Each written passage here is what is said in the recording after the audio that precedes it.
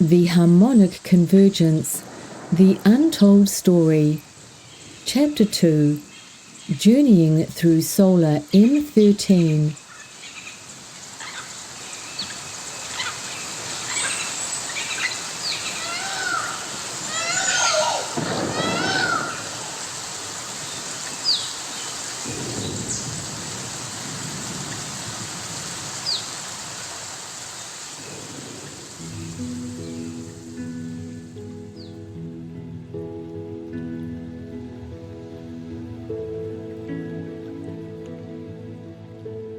My awareness suddenly returned, and just as swiftly as I had left to explore my Andromedan life, I was back on the freighter talking to Ra. I cleared my throat and focused on my surroundings inside the freighter. And do you need technology to travel through the Triangulum Sun portal? I inquired. Yes, Samira, replied Ra. It is safer to use technology. A craft can go into any sun, but sometimes sun portals can close, in which case you may not get back. These sun portals are natural and cyclic, so they can open and close at different times because of their changeable frequency variances. With advanced interstellar technology, added Sarah, you can enter a sun, and as soon as you enter the sun, you can exit through another sun, close to your desired destination anywhere in the universe. In this instance, however, Triangulum is always open and exits directly into the Sun of Solar System M13. Triangulum is, therefore, a natural navigational waypoint to Aldebaran from within the M13 solar system. Ah, I see. So while a sun is a natural portal, I said, already knowing the answer, a ship can use a frequency map to create an artificial portal that is more reliable. That is right, Samira, continued Ra. Many technologically advanced civilizations do not use sun portals because they can be unreliable, but with their technology they can make their own portals. For example, Taigetans, when traveling in their Suzy craft, hardly ever use sun portals. They use frequency maps. But you would know that, Samira. After all, I know from another shared life that you are a Taigetan sand clock pilot. I laughed. Yes, I am. That is, when I have my focused attention awareness on my 5th density Pleiadian timeline. ShaMaRa gently placed her hand on my arm. Samira! It is my heart's desire to learn how to be a sand clock pilot. Well, that is exciting. And where are you going to learn this? I asked. Well, on the Pleiades, of course, said ShaMaRa defiantly. I am planning on going there as soon as I am old enough. ShaMaRa softened and looked into my eyes. What can you tell me about being a sand clock pilot? I paused before replying. Well, sand clock pilots are well known for traveling all over the universe and jumping up and down timelines. They are time travelers on a mission, traveling along timelines to see any potential negative outcomes, and then they may choose to return to the present to insert a more positive change. How do they make those positive changes? Asked ShaMaRa, her eyes wide open and fiery. Let me see, ShaMaRa. There are many ways. I inclined my head. They may appear to significant people in dreams, or communicate somehow, and then that person changes that negative timeline. Or, added NyShaRa, unable to contain her excitement about sand clock pilots, they insert the tiniest change somewhere that may seem insignificant. However, it sets into motion a slightly different timeline. Over a period of time, that tiny change can amount to a significant shift, and this shift can place the person, or even a whole planet, onto a whole different timeline somewhere else. Okay, is everyone ready? Asked Dolkar while steering the freighter into the Triangulum Sun. ShaMaRa could barely contain herself. What an amazing light show! Dolkar laughed. The light show is created by the discharge of electromagnetic energy of our craft as it interacts with the complex frequencies of the sun, giving the impression that we are moving through interstellar space at high speed. In actuality, we have moved through very little interstellar space.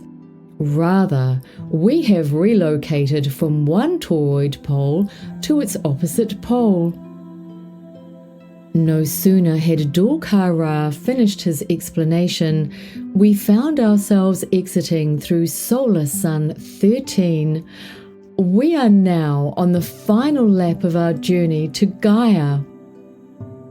As I glanced back towards the sun, I could see a solar discharge, or a solar flash, streaming outwards through the indigo sky. It is a spectacular light show that excites everyone on the freighter, and we all laugh and cheer together. As the solar discharge dissipated, I turned to face ShaMaRa. Do you know what a solar flash is? I asked. Yes, of course, said ShaMaRa, wiggling in her seat as though this would help her to speak articulately. A solar flash occurs when a sun portal is open, and as an object moves through it, there is a build-up of energy.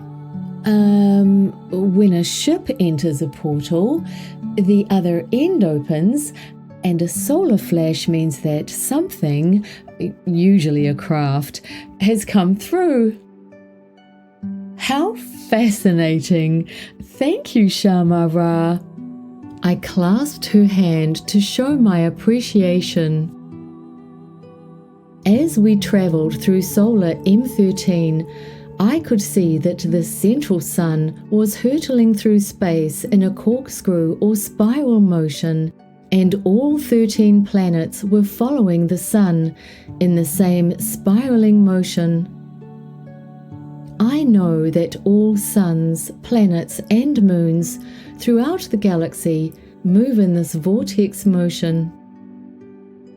Dolkar decided to take us on a tour to show us some of the diversity and the marvels of the inner planets of the solar system. As we passed Jupiter, a gas giant with its moons, I am struck by the visible energy vortex generated by the toroid dynamic that plunges a depression in both poles. Jupiter has spectacular light cities with enormous impressive buildings that glisten brightly through its gaseous atmosphere, and I can clearly see them as crystalline jewels emerging out from this etheric mist. What a sight to behold as we journeyed through space. I held my hand to my heart as I recalled, with much affection, my time on Jupiter with the Karistus. The Karistus are in service to bring about and maintain balance and compassion by guiding souls on their journey. In Earth's future, the Dark Ones rewrote the Bible, and instead of using the term crystal energy, they referred to this energy as Christ energy. After all, the New Testaments are a fabrication written by the Romans, and the name Christ has been loaded with connotations of what is understood to be Christianity. The Romans' intention was to distort spirituality and, through mind control, prevent humanity's higher frequency understanding and connection to Prime Creator. "I am so happy to be seeing Jupiter," I said, "and to remember my time with the Karistus. Thank you, Dolka-Ra." Cyndriella approached me once again, and in her natural, demure way, asked, "Who are the Karistus?" I took Cyndriella's hand and held her close to me, while once again reminding myself that high fifth density children are not only telepathic, they are aware of many timelines and can easily grasp complex scientific definitions. The Karistus were created directly by Prime Creator, I said. They are the oldest and most advanced civilization in this solar system, perhaps even the galaxy, and are the original creators of worlds. "What do they look like?" asked Cyndriella. "They are magnificent in light, color, and energy," I replied, "and are sixth density plus." A sixth density is a more polyplasmic type of physicality, that is, a high-frequency blend of biological and spiritual energy, and they are considered, by some, to be the original angels and archangels. Cyndriella was gaining more and more confidence. "Does that mean that they look after us, like my mother and father?" "Yes," I said, "very much like your mother and father." These beautiful beings act as overseers or guides for naturally developing civilizations, including the Lyrians and some reptilian races, and they are presently overseeing and mentoring 4 new civilizations on the 4 moons of Jupiter. The Dark Ones try at times to infiltrate these moons, because at the early stage of evolution, most species are very vulnerable, particularly against races who have technology and weapons. "I heard," insisted ShaMaRa, "that you are Door Crystal." "I heard that Door Crystal are independent of all of the structures and hierarchies throughout the universe." "Not now, ShaMaRa. Stop bothering Samira," chimed in Sarah, as she glanced at me and gave me a wink. "It's all right," I smiled. "I am happy to answer your questions. Yes, I am Door Crystal, and so is NyShaRa. All Taigetan Sandclock pilots, and many others, are Door Crystal. However, while we are independent of each other, we are also dependent upon each other because we are the same frequency or consciousness. We are one consciousness of the same density that can move anywhere in the universe to bring about change." "And how do you bring change? Do you fight in your Susie craft?" Cyndriella asked. I pulled Cyndriella closer to me, wrapping my arm around her shoulder. "We do not fight," I replied. "We bring balance where there is imbalance and understanding where there is misunderstanding. There is no battle or war, there is only bringing balance. And in a universe where cosmic order is absolutely required, we also bring order where there is disorder. Yes, interrupted ShaRa, and this independence requires high ethics and morality because there is no one directly overseeing them. Really? Inquired ShaMaRa. I could sense her strong interest in creating a life where no one was overseeing her. Why is that? ShaRa inclined her head. So that they can have great influence over timelines. That is right, ShaRa, acknowledged NyShaRa. We bring the crystal energy wherever we go by emanating divine energy and positive thought. We assist, guide, and mentor, understanding that every aspect in the universe is an aspect of ourselves. We are all one. Even the dark ones are an aspect of ourselves. They are? Inquired ShaMaRa, showing her displeasure with a deeply furrowed brow. I stroked ShaMaRa's cheek. While she may be young, she has such a fire in her heart and such a yearning to gain wisdom and knowledge. Everything is Prime Creator, I said. Everything. And so the Dark Ones are Prime Creator also. They are only here because we have created them out of our own fear. They are here to teach us contrast, and through suffering, the yearning to ascend. Isn't that beautiful? If we fight them, judge them, or become consumed with anger, we are fighting, judging, and angry at ourselves. We are fighting, judging, and angry at Prime Creator. And when you are a sandclock pilot, you will know this too. So we just accept the Dark Ones. I could see that ShaMaRa was shifting her consciousness as we journeyed through this conversation. Ascension is about integrating our dark and our light, I replied. Well, dark and light are an aspect of all duality densities. Somewhere, on another timeline, I may be playing out a dark role in my life, and I am choosing to experience this to know how it feels.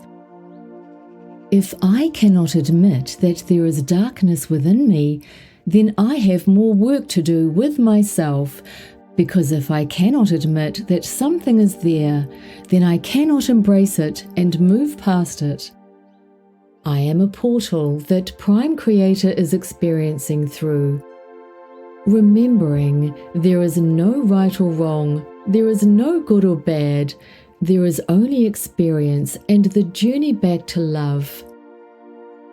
Our many lives are a game in the theatre of life, and through contrast, we find our way back to Prime Creator.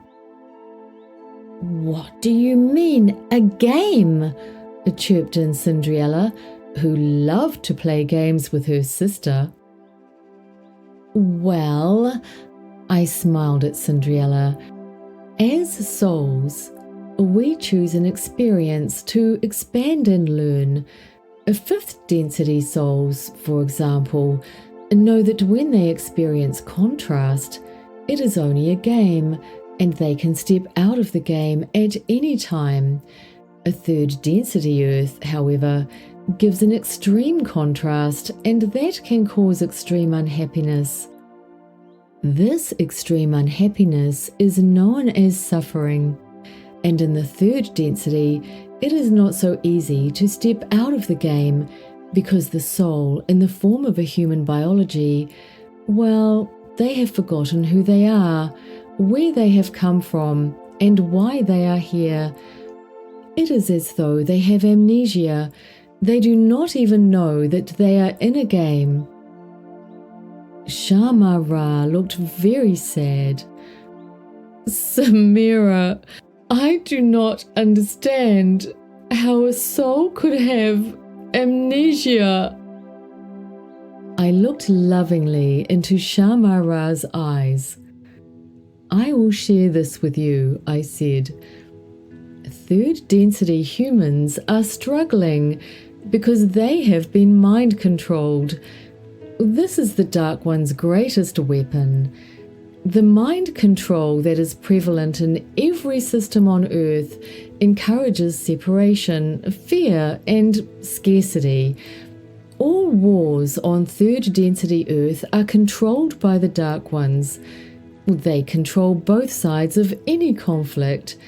It is therefore imperative that we stay in our sovereignty and use our powerful minds through our hearts to create love, compassion, and unity. Every casualty in every war is me on both sides. Both sides are me, experiencing emotions and suffering. And I am also the Dark Ones. What is mind control? Asked Cyndriella. Let me put it this way, I said. The Dark Ones operate behind the scenes and are hardly ever visible. They appear when they want to appear, but mostly their lifestyle and existence is outside of the majority of people. It is from this position that they control every aspect of life, our education, medical, political, and scientific systems, everything. How do they do that? Inquired ShaMaRa. Well, they rewrite history, I said, filling our minds with lies and distortions, and they destroy any knowledge about natural health, how the universe works, who we really are and where we came from, and how to attain spiritual enlightenment. In fact, they go out of their way to make sure that humanity interacts with systems that create confusion, illness, poverty, and slavery. This creates fear, the fear of separation and the fear of death, and when people are in fear, they will do whatever they are told to do. Human beings who get trapped in these false beliefs, added NyShaRa, rather than understanding what is really going on, are in danger of having their DNA altered through these forms of mind control. Our beliefs and programming determine our DNA. Isn't that incredible? If the Dark Ones can control our beliefs, they can control our DNA. If they can control our DNA, they can control the human being. This is mind control. Humanity believe that most corporations are taking care of them, said Sarah. However, this is not the case. Humanity are slaves to the Dark Ones, and yet they are oblivious to the ways that the Dark Ones control their minds. And all of this misinformation and fear is in the hive mind consciousness of humanity, said NyShaRa. All of humanity share a consciousness, and this misinformation feeds their mind continuously. Humanity think that their thoughts are their own, however, they are not. That is right, NyShaRa, said Sarah. The trap to not waking up is humanity's limited ideas and beliefs, their attachment to those ideas and beliefs, and the emotions that they have not yet transcended. That is so true, I interjected. It is so important to transcend our emotions. And this, of course, is also called shadow work, said NyShaRa. An individual's shadow work, or inner work, is their frequency. As a person integrates the unresolved emotions that are trapped in the body, I added, usually from childhood, they literally change their DNA and can then raise themselves into a 5th density plus frequency. A person's inner work, therefore, is their ascension. When a human being is conscious, they know that all words, thoughts, and actions are controlled by them, or their soul. Unfortunately, agreed NyShaRa, most human beings are in denial. They do not realize that if an individual wants to know what is in their inner world, they need to observe their outer world. Whatever is going on in their outer world, they have created or co-created the situation to show themselves what is occurring in their inner world. A person creates their own reality. Whatever they see in their outer world, they have placed it there. No one else has. The collective that they are a part of, said ShaMaRa, will always be a reflection of what is going on inside of them, a reflection of what they still need to look at, to make peace with, to embrace, and to integrate. I nodded in agreement. All of the emotional experiences, I said, that a child was not developed enough to deal with are trapped into the base 3 chakras, and they stay blocked there. Most people are operating on those base 3 chakras, so they are just playing out a program or a set of beliefs from their childhood where they were living unconsciously. And yet, said NyShaRa, a human being is a stranger to their programming because they cannot remember their experiences from childhood. That is because the ego is very good at editing out parts of an individual's life or omitting memories so that the person is oblivious to them. It will even erase from memory any disturbing events and rewrite history to keep them in the illusion. And the ego is always right, so most people do not see how their thoughts, words, and behavior is creating their own misery. Cyndriella started wiggling around, and a big smile on her face, she asked, "What is an ego?" "The ego and the shadow self," I replied, neither of whom a soul truly is a, let's say, reactionary personality to the events or situations that an individual absorbed from parents, peers, and others while growing in physicality. "Yes, indeed," agreed ShaMaRa. "The ego is the non-authentic part of who we are, and its strongest tool is judgment." "What is judgment?" asked Cyndriella. "Judgment," replied ShaMaRa, "is when a person does not feel good about themselves, and the ego steps in to make someone or something else responsible for not feeling good." "And what about anger?" added NyShaRa. "Ah, yes, anger," I said. "Anger," continued NyShaRa, "is the avoidance of feeling helplessness, hopelessness, and powerlessness. A human being's anger is a reaction that is generated by the ego so that they do not have to look at the pain and the patterns that are running their life from the shadows. When they integrate their painful feelings, however," I said, "they are a beacon of light focused on higher frequencies. These higher frequencies can be so much higher than 5th density."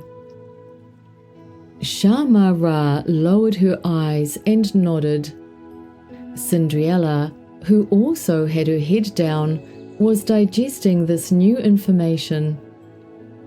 To find our way back to Prime Creator, I continued, is not a matter of connecting with an outside personality and bringing that frequency into the body, mind, and spirit. Every cell in every part of the body is connected to every cell of everything in the universe. We can experience every experience throughout the universe because our DNA is connected to every experience. We and everything that exists already is Prime Creator, and so we make a connection through our heart to all that is. It is an inner journey that we make to ourself. So, added NyShaRa, to wake up to our divinity is to wake up to who we are. It is to integrate our fearful feelings and in so doing, transform into a higher conscious awareness. And in much the same way, I said, consciousness, and therefore, the ability to process information or know the truth is Ascension. Ascension, said ShaMaRa, or bringing ourselves into a higher frequency timeline, thereby taking ourselves out of the lower hive mind consciousness or mind control, is the only way to free ourselves from third density Earth. It is the only way to ascend into the higher frequencies. And this mind control, I added, is also called programming.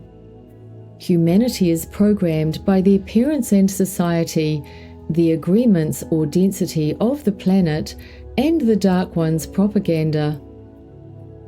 Dorkara seemed unable to refrain from commenting, "There are many who reject what you are attempting to teach, Samira." There was an unmistakable challenge in his statement. "Yes, that is right," I replied, "and that is their choice. All souls were created at the same time, however, they are all having a different experience. There are new souls to Earth who have not experienced a third density, low frequency energy before, while there are other souls who have had so much experience that they are a part of the Karistus frequency. I am Door Crystal because that is who I am. I am driven to do what I do because it is an expression of me. I have traveled throughout the universe, and so I have many reference points for what I know. If someone else does not understand what I am sharing, it is only because they do not have a reference point for that information. And yet, it is not my role to convince anyone else of who they are, what is happening in the universe, or what choices they should make. If I did that, I would be interfering in their experience, and that is not in alignment with the universal law of non-interference. When I raise my own consciousness, I raise the consciousness of others, because we are all one. When I raise my consciousness, I am raising the consciousness of me in someone else." "But what if someone is going to die, Samira? Is it not all right to interfere then?" inquired ShaMaRa, who was obviously feeling emotional about some of these concepts. "There is no death, ShaMaRa. There is only the fear of death," I replied in a calming tone. "In third density Earth, many humans only identify with their physical form. It is imperative that they know themselves more as their non-physical selves, as their souls. The merging of the non-physical and the physical is necessary if they want to ascend." ShaMaRa nodded slowly and, raising her eyes to mine, permitted herself a slight smile to show that she understood. As we approached Saturn, I could feel a different energy dynamic to that of Jupiter.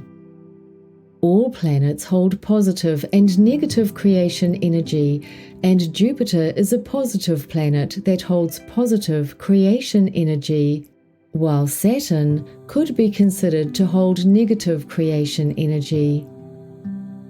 Prior to the destruction of Tiamat, Saturn had no rings and was a lot closer to the Earth. As Saturn is a gas planet, it did not reflect light as does a watery planet, so it appeared as a black dot in Gaia's sky. For this reason, Saturn became known in many cultures as the black Sun of Solar M13. When Tiamat was destroyed, however, Saturn's orbit underwent enormous changes and moved much further out from the Sun. The debris from the destruction of Tiamat was drawn into the gravitational energy of Saturn, and this formed the inner, middle, and outer rings.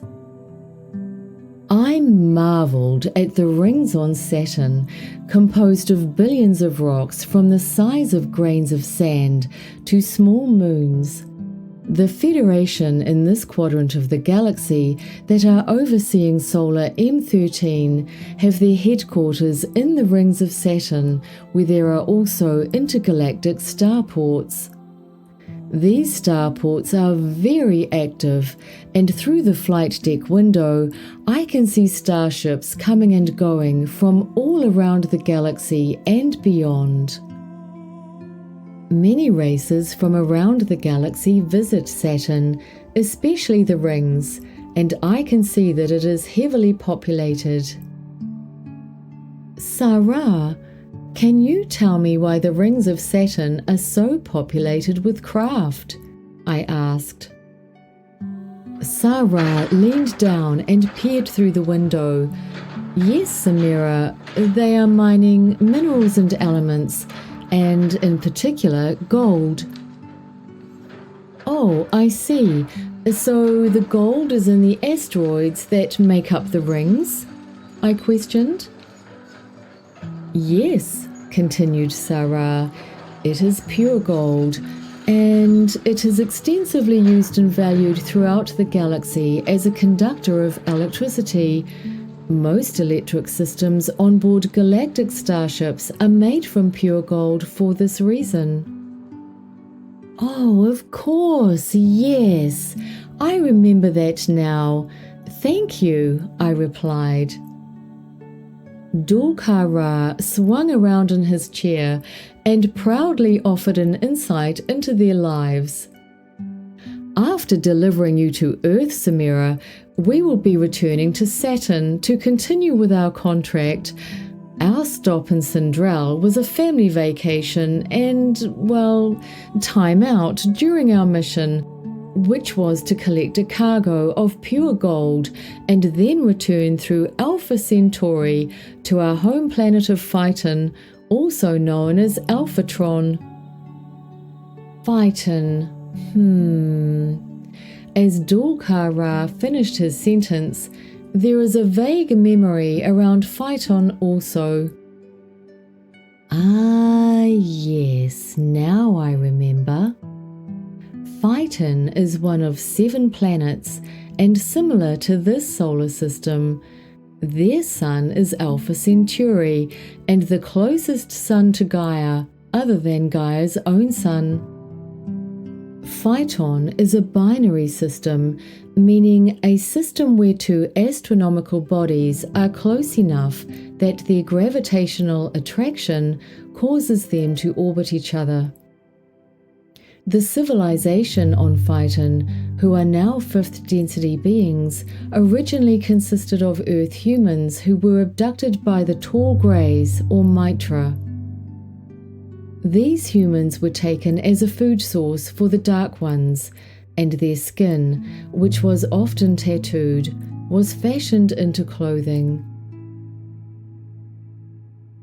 Phaeton was liberated from 1561 to 1570 in Earth time, and they now have the equivalent of a military defense role to stop other negative beings, other than the negative beings who are already here, from coming to Earth. I turned my attention to Saturn once again and became aware that if I was viewing Saturn's rings, I was presently on a timeline that was post the destruction of Tiamat. However, when I arrive on Gaia, I want to be on a timeline that is pre the destruction of Tiamat because I am journeying back in time. The clarion call that I am responding to is because Gaia and humanity are on a destructive timeline where transhumanism is threatening the human species. I am returning to hold a frequency of truth, knowledge, and love for Gaia, and to assist humanity for the ascension into a new fifth density Earth consciousness. And of course, this is not just about Gaia.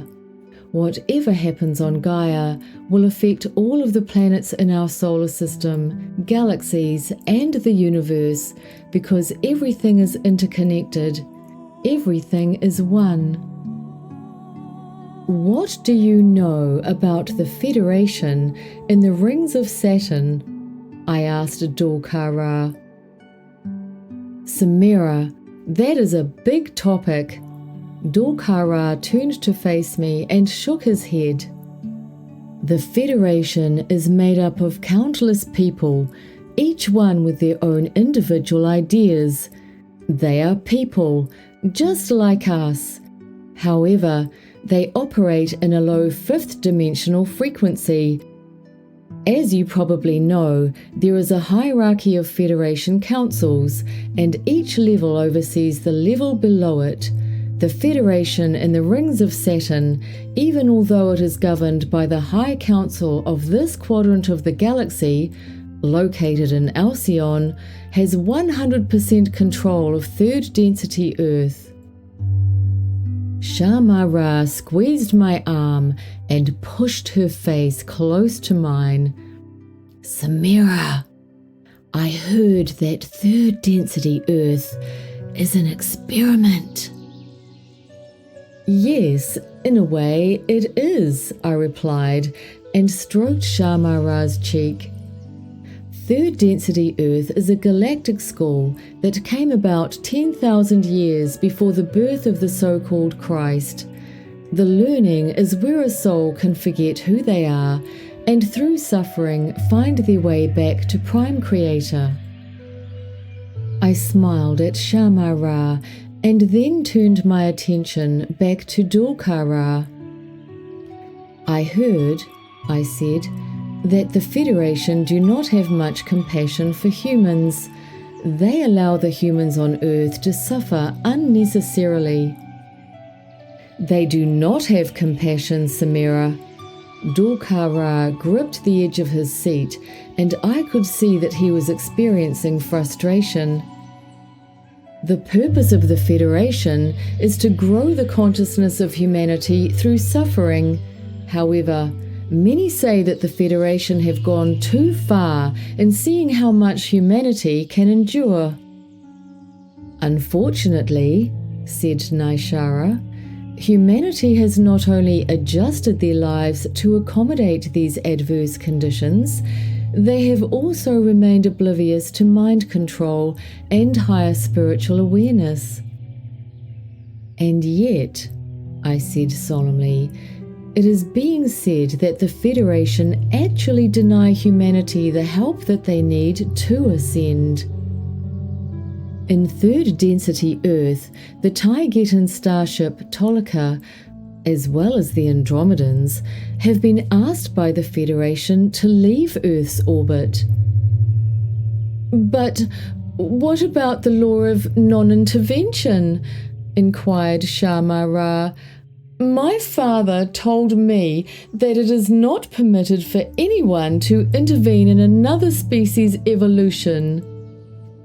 Sadly, Sarah replied, the Federation do intervene.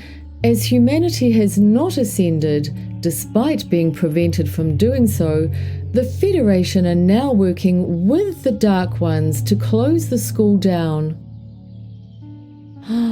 How Will they close the school down? Asked Cyndriella. Well, I hesitated. They have planned a genocide. However, the genocide is not acceptable to the Pleiadians, Arcturians, Andromedans, Syrians, or the Umar, the cat people, as well as many other races.